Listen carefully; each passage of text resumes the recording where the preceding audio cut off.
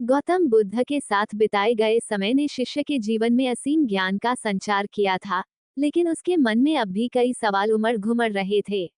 एक दिन उसने बुद्ध से पूछा, गुरुजी, जीवन का मूल्य क्या है? हम इसका सही अर्थ कैसे समझ सकते हैं? बुद्ध ने अपने धीरज और सादगी के साथ शिष्य की ओर देखा और उसे एक चमकता हुआ पत्थर थमाया। पत्थर साधारण दिखता था, लेकिन उसकी चमक और संरचना कुछ खास थी। बुद्ध बोले, इस पत्थर को लेकर बाजार जाओ और इसका मूल्य जानने का प्रयास करो, लेकिन ध्यान रहे, इसे बेचना नहीं है। शिष्य को ये कार्य थोड़ा अजीब लगा, लेकिन बुद्ध के आदेश पर वह बिना सवाल किए चल पड़ा। शिष्य ने सबसे पहले बाजार के प्रवेश द्वार पर खड़े एक अमरूद बेचने वाले के पास जाने का निर्णय किया। वह अमरूद बेचने वाला उसकी ओर बड़े ही कौतूहल से देखने लगा जब शिष्य ने उसे पत्थर दिखाया। पत्थर की चमक से आकर्षित होकर अमरूद बेचने वाला बोला, ये पत्थर बहुत ही सुंदर और अद्भुत है। मैं इसे 12 अमरूदों के बदले लेना चाहूंगा। शिष्य ने सोचा कि अमरूद बेचने वाला इसे मामूली समझ रहा है, शायद पत्थर की असली कीमत उसे समझ नहीं आई। लेकिन बुद्ध ने कहा था कि इसे बेचना नहीं है, इसलिए उसने विनम्रता से अमरूद बेचने वाले का प्रस्ताव ठुकरा दिया और आगे बढ़ गया। इसके बाद शिष्य ने दूसरे व्यापारी, जो आलू बेचता था, से बात की। आलू बेचने वाले ने भी पत्थर को बड़ी दिलचस्पी से देखा और बोला, मुझे ये पत्थर पसंद है। मैं इसके बदले एक पूरी बोरी आलू देने के लिए तैयार हूँ। शिष्य ने सोचा, क्या इस पत्थर की वास्तविक कीमत इतनी कम है कि इसे आलू के बदले दिया जा रहा है? वह सोचने लगा कि शायद ये पत्थर वास्तव में इतना मूल्यवान नहीं है, जैसा कि उसने सोचा था। लेकिन बुद्ध का आदेश याद कर वह चुपचाप आगे बढ़ता गया। अब शिष्य एक सुनार की दुकान के पास पहुंचा। सुनार का काम था सोने और चांदी की वस्तुओं को बेचने और उनके मूल्य का निर्धारण करना। शिष्य ने जब पत्थर सुनार को दिखाया, तो उसके चेहरे पर एक आश्चर्यजनक भाव आया। वह पत्थर को ध्यान से देखता रहा और उसके बाद बोला, ये पत्थर अनमोल है। मैं तुम्हें इसके बदले 50 लाख रुपए देने को तैयार हूँ। शिष्य को सुनार का ये प्रस्ताव चौंकाने वाला लगा।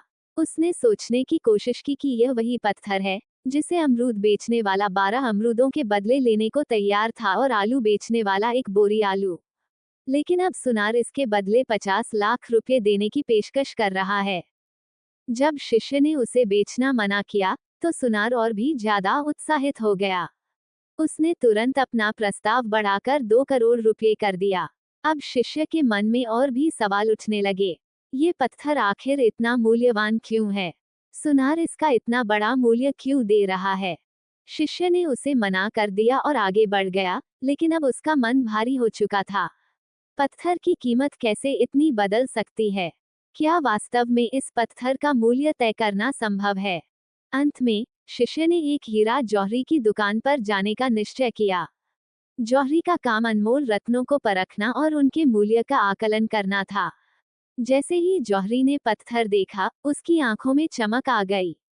उसने पत्थर को उठाया और बड़े ध्यान से परखा। कुछ क्षणों के बाद वह बोला, यह कोई साधारण पत्थर नहीं है। यह एक बेशकीमती रूबी है, जिसकी कीमत तुम्हारे पूरे राज्य से भी अधिक है।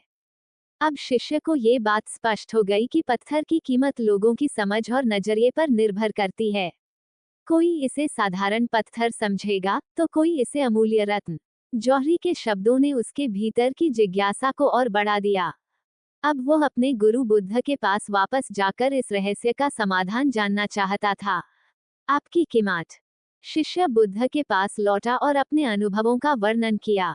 उसने बताया कि अमरूद बेचने वाला पत्थर को 12 अमरूदों के बदले लेना चाहता था, आलू बेचने वाला एक बोरी आलू के बदले, जबकि सुनार ने पहले 50 लाख रुपए और फिर 2 करोड़ रुपए की पेशकश की। लेकिन जब वह जौहरी के पास पहुंचा, तो उसने पत्थर को एक अमूल्य रूबी बताया, जिसकी कीमत पूरे राज्य से भी अधिक थी। बुद्ध ने मुस्कुराते हुए कहा, इस पत्थर की तरह जीवन का मूल्य भी उस दृष्टिकोण पर निर्भर करता है जिससे तुम इसे देख रहे हो। जब तुम स्वयं को समझने लगोगे, तब तुम्हारा मूल्य उन चीजों से परे होगा जो संसार में भौतिक दृष्टिकोण से मानी जाती हैं। लोग तुम्हें अपने हिसाब से आंकेंगे, लेकिन तुम्हारी असली पहचान और मूल्य तुम्हारे भीतर छिपा हुआ है, और वही तुम्हें सबसे मूल्यवान बनाता है।